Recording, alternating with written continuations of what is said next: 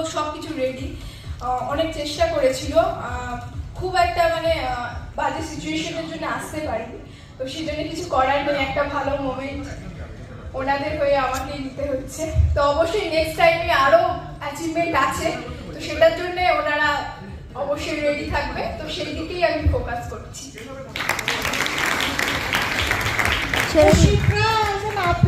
সবাই যে সার্টিফিকেটস গুলো এখান থেকে নিয়ে গেল, আমরা চলে আসবো আমাদের নেক্সট অ্যাচিভমেন্ট।